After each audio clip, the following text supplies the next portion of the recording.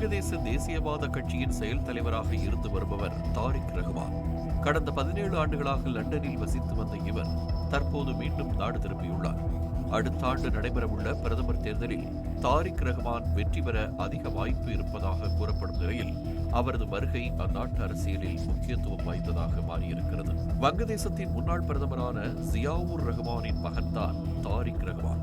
ஜியாவுர் ரஹ்மான் 1981ஆம் ஆண்டு படுகொலை செய்யப்படவே அவர் மனைவியான கலிதா ஜியா தீவிர அரசியலில் ஈடுபடத் தொடங்கினார்.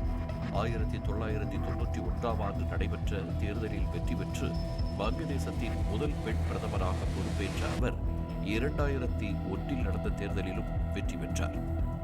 இந்த சூழலில் கடந்த 2007ஆம் ஆண்டு இராணுவத்தின் ஆதரவு பெற்ற இடைக்கால அரசு வங்கதேசத்தில் ஆட்சி அமைத்தது. அப்போது கலிதா ஜியாவின் மகனான தாரிக் ரஹ்மான் பல்வேறு ஊழல் குற்றச்சாட்டுகளின் கீழ் கைது செய்யப்பட்டார். அத்துடன் 18 மாதங்கள் அவர் சிறையிலும் அடைக்கப்பட்டார். 2008ஆம் ஆண்டு அவர் விடுதலை செய்யப்படவே அவர் உடனடியாக தனது குடும்பத்துடன் லண்டன் சென்று விட்டார். கடந்த 17 ஆண்டுகளாக அவர் வங்கதேசத்திற்கு ஒரு முறை கூட வரவே இல்லை. இதனிடையே முகமது யூனுஸ் தலைமையிலான அரசு கலிதா ஜியா மற்றும் தாரிக் ரஹ்மானை அனைத்து வழக்குகளில் இருந்தும் விடுவித்தது. இதனை அடுத்து லண்டனில் இருந்து தாரிக் ரஹ்மான் தற்போது வங்கதேசம் திரும்பியிருக்கிறார். தலைநகர் டாக்கா வந்தடைந்ததும் காலணிகளை அகற்றிவிட்டு வெறும் காலில் நின்று தாய் நாட்டை வணங்கினார். பின்னர் ஒரு கைப்பிடி மண்ணை கையில் எடுத்து வைத்துக் கொண்டார். அவருக்காக ஏற்பாடு செய்யப்பட்டிருந்த வரவேற்பு நிகழ்ச்சியில் ஆடம்பரமான நாற்காலியை தவிர்த்துவிட்டு சாதாரண பிளாஸ்டிக் நாற்காலியில் அமர்ந்தார்.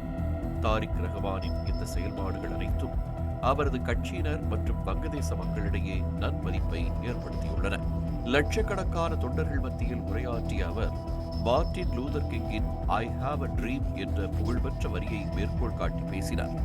தனக்கு ஒரு கனவு இருப்பதாகவும் மக்கள் அனைவரும் விரும்பும் பாதுகாப்பான நாடாக வங்கதேசத்தை மாற்றுவதுதான் அந்த கனவு என்றும் குறிப்பிட்டார். வங்கதேசம் என்பது இஸ்லாமியர்கள், இந்துக்கள், பௌத்தர்கள், கிறிஸ்தவர்கள் என அனைத்து மக்களுக்குமான நாடு என தெரிவித்த அவர், நாம் அனைவரும் ஒன்றிணைந்து நாட்டை வளர்ச்சி பாதைக்கு அழைத்துச் செல்ல வேண்டிய நேரம் வந்துவிட்டதாக கூறினார். வங்கதேசத்தில் கடந்த ஒரு வாரத்தில் மட்டும் திமு சந்திரதாஸ், அம்ரித் மொண்டல் என்ற 2 இந்துக்கள் கொல்லப்பட்ட நிலையில் அவர் இந்த கருத்தை தெரிவித்துள்ளார். வங்கதேசத்தில் சிறுபான்மை சமூகங்களைச் சேர்ந்த பெண்கள் மற்றும் குழந்தைகளுக்கு எதிரான பாலியல் குற்றங்கள் அதிகரித்து வருகின்றன.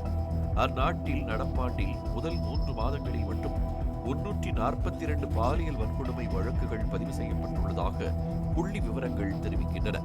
இதுகுறித்தும் பேசிய தாரிக் ரஹ்மான், குழந்தைகளாக இருந்தாலும் பெண்களாக இருந்தாலும் எந்த வயது எந்த மதத்தைச் சேர்ந்தவராக இருந்தாலும் அனைவரின் பாதுகாப்பையும் உறுதி செய்யும் தேசமாக வங்கதேசத்தை மாற்ற விரும்புவதாக கூறினார். அத்துடன் வங்கதேசத்தின் வெளியுறவு கொள்கைகளையும் அவர் விமர்சித்து பேசினார்.